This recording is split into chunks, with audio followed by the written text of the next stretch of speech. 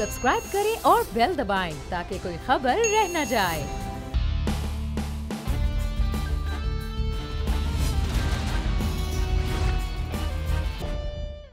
अस्सलामुअलैकुम। The special report with Mudassar Iqbal के साथ हाजिर खिदमत है। नाज़रीन, कुछ ही देर पहले इलेक्शन कमीशन की जानिब से फैसला सामने आ गया कि साबिक़ वज़ीर आज़म और मौजूदा सेनेटर यूसुफ रज़ा गिलानी की कामयाबी का नोटिफिकेशन रोकने की जो इस्तदा पाकिस्तान तहरीक इंसाफ की जानिब से थी उसको मुस्तरद कर दिया गया है। लेकिन साथ ही साथ यूसुफ रज़ा गिलानी के मामले के हवाले से 22 तारीख तक उनके साहबजादे उन्हें बुला लिया गया, क्योंकि वीडियो और ऑडियो के जो मामला सामने आ रहे थे उसकी अब तहकीकात बहरहाल होना लाजिम है। लेकिन इस वक्त जो एक अमल नज़र आ रहा है वो है पाकिस्तान तहरीक इंसाफ अब ख़ास से एग्रेसिव मूड में नज़र आ रही है कि यूसुफ रज़ा गिलानी साहब की नाअहली के लेकर, और साथ ही साथ अब 2 दिन बाकी रह गए हैं, इलेक्शन है जुम्मे के रोज़ 12 तारीख को चेयरमैन सेनेट के हवाले से। तो जोड़ तोड़ का अमल PDM की अपोजिशन जमातों के दरमियान भी चल रहा है और हुकूमत की इत्तेहादी जमातों के दरमियान भी चेयरमैन सेनेट सादिक संजरानी साहब को दोबारा से चेयरमैन बनाने के लिए बातचीत हो रही है। आज हम इस सूरत पर बात भी करेंगे। हमारे साथ इस वक्त मौजूद हैं पाकिस्तान मुस्लिम नून के रहनुमा सिद्दीक अल फारूक साहब। बहुत शुक्रिया सिद्दीक अल फारूक साहब आपके वक्त का। खुर्रम शेर जमान साहब पाकिस्तान तहरीक इंसाफ के रहनुमा और पाकिस्तान तहरीक इंसाफ कराची के सदर। खुर्रम शेर जमान साहब आपका भी बहुत शुक्रिया। और हमें नादिर गबोल साहब ने ज्वाइन किया, पाकिस्तान पीपल्स पार्टी के रहनुमा। नादिर गबोल साहब आपका भी शुक्रिया अदा करते हैं। सबसे पहले मैं खुर्रम शेर जमान साहब आपसे आगाज़ कर लेते हैं। सर, इलेक्शन हो गया, इलेक्शन के बाद से अब आपका सारा जोर इलेक्शन कमीशन के मामलात पर था कि किसी तरह से उनकी नोटिफिकेशन जो है कामयाबी का वो न जारी हो, लेकिन इलेक्शन कमीशन ने बहरहाल फैसला आपके हक में नहीं दिया और उनकी कामयाबी और बाकी जो है उनकी भी कामयाबी का नोटिफिकेशन जारी हो गया है। तो सर, अब मामलात आगे नहीं लेके चलेंगे? यूसुफ रज़ा गिलानी साहब के मामलात पर पाकिस्तान तहरीक इंसाफ रुकी रहेगी, अटके रहेगी?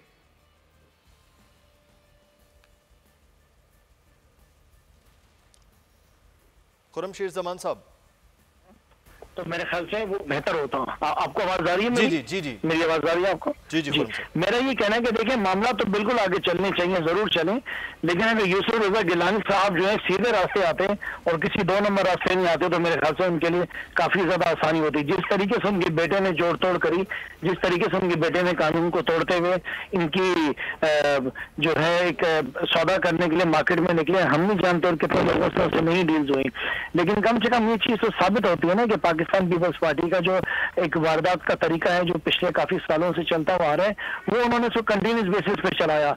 अब ये आगे जा रहे हैं चेयरमैन के इलेक्शन के लिए, तो अब जाके इनको ये एहसास जरूर होगा कि ओपन बैलेट जो था वो कितना जरूरी था, वो कितना अहम था और उनके कितना काम आ सकता था। रही बात सेनेट के इलेक्शन की, तो जाहिर है कि पाकिस्तान तहरीक इंसाफ ने जो अपना स्टैंड यकीनी तौर पर अब देखना ये है कि ये जो ऑडियो वीडियो का मामला है खुर्रम शेर जमान साहब, वो बहरहाल अहम है, वो देखना है कि वो क्या होगा। सिद्दीक अल फारूक साहब हमारे साथ मौजूद है। सिद्दीक अल फारूक साहब, बहरहाल उनके पास ये कानूनी इस्तेहकाक था, वो इलेक्शन कमीशन जाएं, उसको चैलेंज करें, लेकिन बहरहाल इलेक्शन कमीशन ने वो फैसला दे दिया, नोटिफिकेशन को मुस्तरद कर दिया गया। अब असल आगे नंबर गेम के मामलात हैं कि कल की जो बात थी वज़ीर इत्तलात की हर हरबे के हवाले से, फिर उन्होंने ट्वीट में कहा कानूनी, सियासी, आइनी तमाम हरबे इस्तेमाल करेंगे। हरबे बहरहाल दोनों जानिब से होते हैं, इलेक्शन के मामलात हैं, इलेक्शन की गेम है। अब इस इलेक्शन की गेम में PDM वाकई उतनी ही ज़्यादा आसानी के साथ ये चीज़ें कर लेगी जितनी आसानी के साथ वो इलेक्शन जीतने में कामयाब हो गए यूसुफ रज़ा गिलानी साहब का? बिस्मिल्लाहिर्रहमानिर्रहीम। मुदस्सर इकबाल साहब, शुक्रिया। पहली बात तो ये है कि एक नीयत का, एक इरादे का, एक प्रोग्राम का इजहार जो शिबली फराज साहब ने कल किया, वो दर हकीकत तर्जुमान होने की हैसियत से कह चुके हैं। बाद की बात जो है, ये आफ्टर थाट इसे कहते हैं अंग्रेज़ी में, ये बाद में एक ख्याल आया, तो ये उनका जो असल में जुर्म या जिस इर्तिकाब जुर्म की बात उन्होंने की वो तो इससे ख़त्म नहीं होगा। ये कानून में भी यही है, ये आफ्टर थाट क्या चीज़ है। सही। तो उन्होंने अपना प्रोग्राम बता दिया है। अब आ जाइए, जो आपका डायरेक्ट सवाल का मैं जवाब देता हूँ। देखिए, इस सवाल का जवाब, नंबर गेम में PDM आगे है, PTI पीछे है। अब ये बातें सामने आ रही हैं, फ़लाँ को ख़रीद रहे हैं, फ़लाँ को ख़रीद रहे हैं। तो अब इसमें मैं ये कहूँ, हमें उसूली तौर पर अददी अक्सरियत की बुनियाद पर, तो अपोजिशन को जीतने हैं ये दोनों सीटें। सही। लेकिन ये क्या करते हैं अभी ये देखना है। हमें उम्मीद है कि हुकूमत, यानी हुकूमत जिसका काम आइन पर अमल दरामद करना और कराना, कानून पर अमल दरामद करना और कराना, जब वो ये कहे कि हम हर हरबा इस्तेमाल करेंगे and we will not observe the book, हम तो बाई बुक जाएंगे ही नहीं। सही। फिर आप ये भी इसके साथ मिला लें कि उन्हीं के वजीर दाखिला जिनके मातहत एजेंसियां भी आती हैं, उधर वजीर आज़म के मातहत वो ये बता रहे हैं कि डस्का में मुस्लिम लीग नून 40-50 हज़ार वोटों से जीत रही थी। वो ये बता रहे हैं कि इमरान खान को अपने उन 20-25 लोगों का पता है जिन्होंने अपने वोट बेचे हैं और उन्हीं से फिर एतमाद का वोट लिया। और जब ये सवाल किया कि फिर उनके निकाल देना, वो तो बड़ा नारा मारते हैं कि इमरान खान तो पीछे नहीं हटेगा, वो सबको निकाल देगा, को निकालें इन 20-25 लोगों को। फिर वहाँ वज़ीर दाखिला ने जवाब दिया फिर तो हमारी हुकूमत चली जाएगी। तो इसका मतलब ये है कि आपके लिए हर लाकानूनियत, हर ऐरा गैरा, हर वोट बेचने वाला 2 नंबर आदमी जो आपके मकासद के लिए काम आए वो ठीक है, और कितना ही आइनी और कानूनी काम क्यों ना हो, election commission, chief election commissioner कितना ही आइन और कानून के मुताबिक चले, अगर आपके उससे मकासद पूरे नहीं होते तो आप उसके खिलाफ तूफान बर्पा कर दें। लेकिन यही नादिर कबूल साहब कि अददी बरतरी की जो बात हो रही है वो हुकूमत के पास थी तो यूसुफ रज़ा गिलानी साहब कामयाब हो गए। अब वो हर हरबा हो या आइनी कानूनी हरबा हो या जो भी हरबा हो, सियासी हरबे हों, वो इस्तेमाल करते हुए अगर हुकूमत कामयाब हो जाती है, संजरानी साहब को बनाने में चेयरमैन या अपना डिप्टी चेयरमैन बनाने में कामयाब हो जाती है, तो सर फिर इसको भी फिर तस्लीम किया जाना चाहिए फैसले को, या आप भी फिर इलेक्शन कमीशन का रुख करेंगे जिससे हुकूमत जा रही बार बार? नहीं, हम तस्लीम कर लेंगे अगर इमरान खान ये तस्लीम कर ले कि उन्होंने आवाम के साथ झूठ बोला था कि वो पैसा नहीं चलने देंगे सेनेट इलेक्शंस में, वो करप्ट लोगों को नहीं आने देंगे आगे, और उनकी पार्टी बड़ी कोई साफ शफाफ है और वो खुद शायद कोई पता नहीं जन्नत से उतरे। तो अगर इमरान खान साहब ये सारी बातें तस्लीम कर लेते हैं तो हमें कोई गर्ज नहीं तस्लीम करने में उनकी अक्सरियत। मगर यही इमरान खान साहब थे जिन्होंने बोला कि पता नहीं 16 लोगों ने ईमान अपना बेचा। तो इन्होंने कौन से हरबे इस्तेमाल किए थे कि उन्हीं 16 लोगों से फिर अपना वोट ऑफ कॉन्फिडेंस भी लिया, और अभी तकरीबन 6 सेनेटर्स का डिफरेंस है सेनेट के अंदर। तो अब उन 6 सेनेटर्स को ये क्या कौन सा हरबा इस्तेमाल करेंगे, उनके ऊपर जरा ओपनली बताएं ना, ये कम से कम अपने सपोर्टर्स के साथ तो ये ओपनली एक्सेप्ट करें कि मैंने आप लोगों को 6 में तो नहीं, लेकिन ये कि सागदार साहब जमात इस्लामी ने अभी तक फैसला नहीं किया, तो ये डिफरेंस तो बहुत अब कम है। उस डिफरेंस को कैसे हुकूमत या अपोजिशन मैनेज करती है अपने इलेक्शन के लिए बात करते हैं। हम छोटा सा एक ब्रेक लेना है, ब्रेक के बाद वापस आएंगे। मेहमान हमारे साथ हैं, नाज़रीन आप भी हमारे साथ रहिएगा।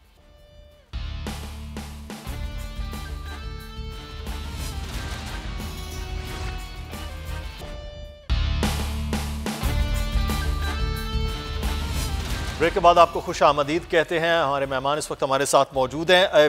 सिद्दीक अल फारूक साहब, आज 2 दिन से हम देख रहे थे पाकिस्तान तहरीक इंसाफ की टोन एग्रेसिव हुई जब से ये रिजल्ट्स आए, उसके बाद से ही थी, लेकिन 2 दिन से बड़ा वो इलेक्शन कमीशन की जानिब थे। लेकिन एक जानिब वो मुतमईन भी बड़े हैं, और फिर जो शेख रशीद साहब की आप हवाले दे रहे थे, शेख रशीद साहब ने तो ये भी हवाला दिया कि आपकी जमात यानी पाकिस्तान मुस्लिम लीग नून जो है वो सादिक संजरानी साहब को वोट दे सकती है, बाकी जमातों के भी हो सकते हैं। तो क्या फिर वो जो 64-50 की गेम पहले हुई सादिक संजरानी साहब के एतमाद के मामले के हवाले से, अब भी ऐसे ही कोई मेंबर जो हैं वो खुफिया वोटिंग में अगर वोट डाल जाएं, ये किस तरह से फिर तमाम पीडीएम जमातें अपने मेंबर्स को इंटैक्ट करेंगी? देखिए, मैंने पहले अर्ज़ किया है कि हुकूमत का काम आइन की अमलदारी कायम करना है, ये हुकूमत की आइनी जिम्मेदारी है। हुकूमत का काम कानून पर अमल करना और कराना है। जहाँ कानून की खिलाफ वर्जी हो वो उसके खिलाफ आइन और कानून के मुताबिक इक़दामात करे मुतल्लिका इदारों के ज़रिए। लेकिन अगर हुकूमत के तर्जुमान, हुकूमत का वज़ीर दाखिला, ख़ुद वज़ीर आज़म ये कहें कि हमने हर हरबा इस्तेमाल करना है, हमने बाई बुक नहीं हमने चलना, तो फिर इसका ये मतलब है कि वो हुकूमत नहीं है, वो मुल्क में लाकानूनियत चाहती है। ये मुजरिमों का, कानून शिकनों का, आइन दुश्मनों का एक टोला है। तमाम मेंबर जो हैं वो ऐसा कोई काम नहीं करेंगे।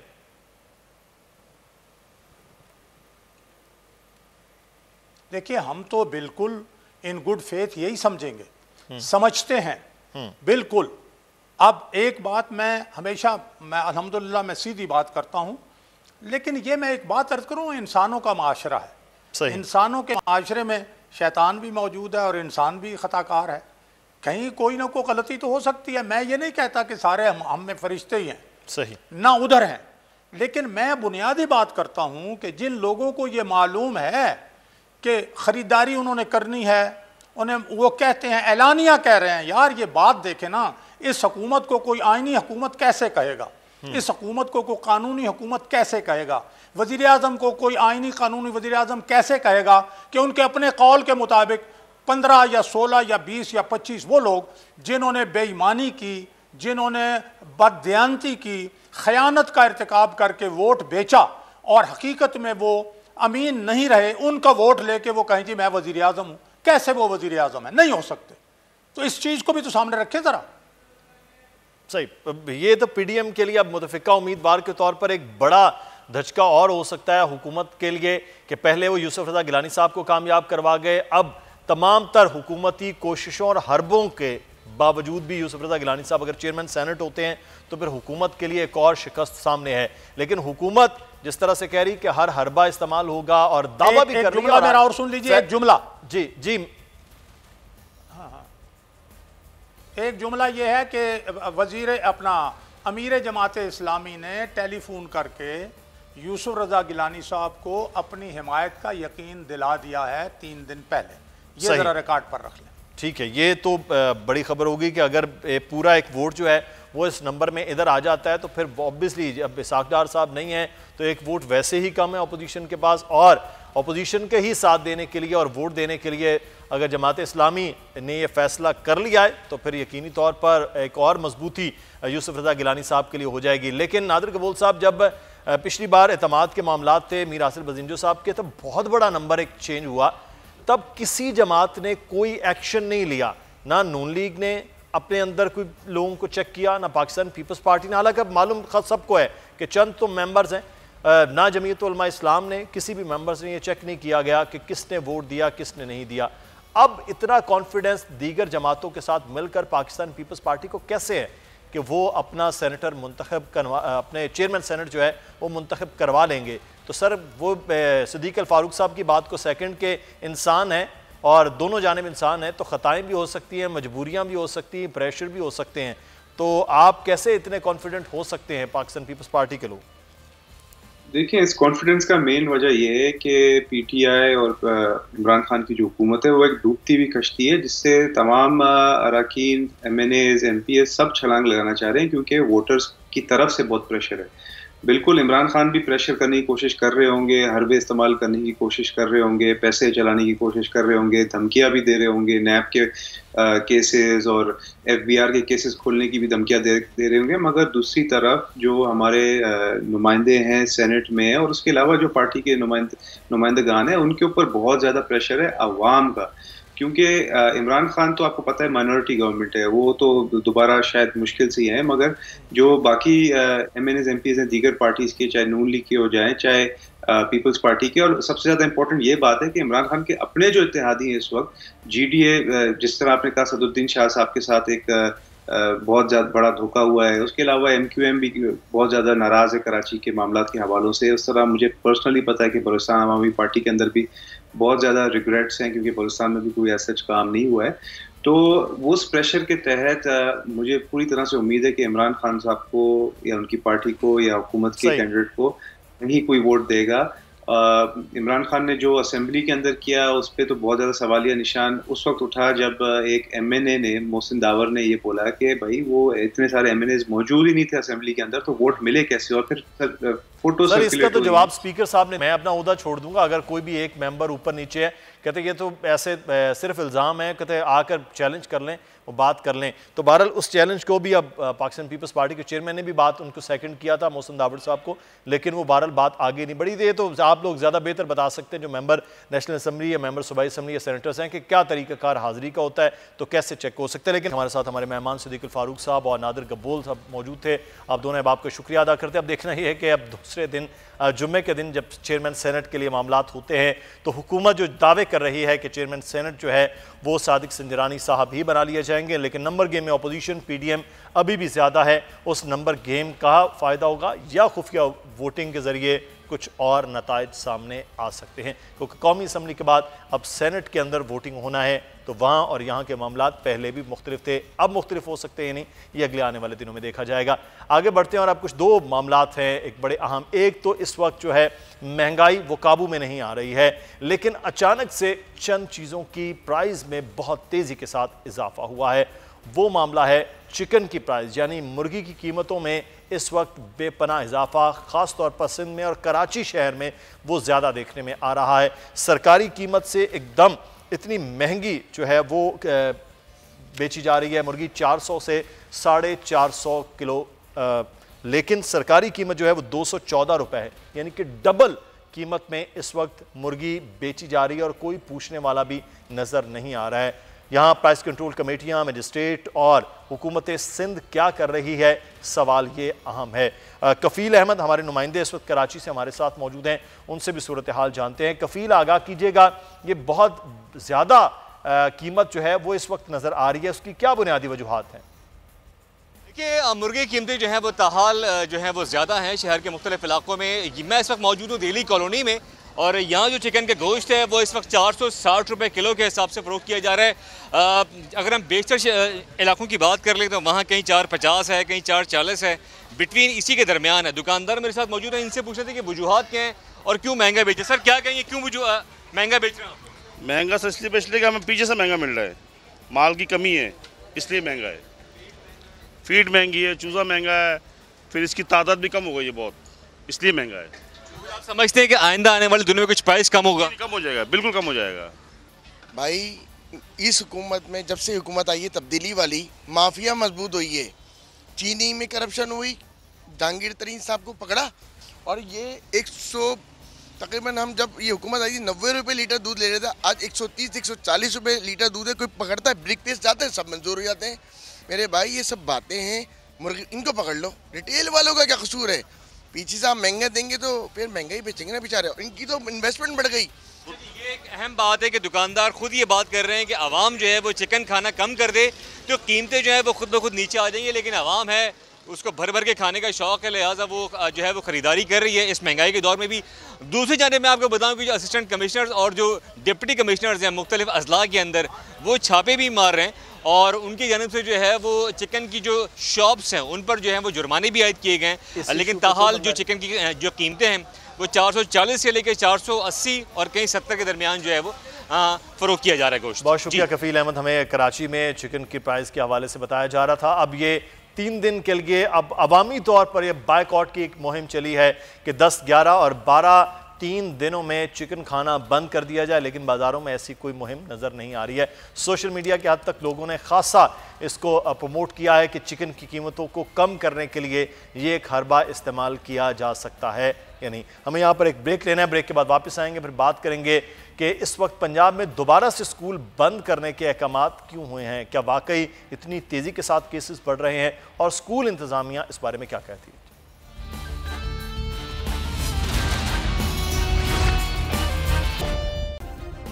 सब्सक्राइब करें और बेल दबाएं ताकि कोई खबर रह न जाए।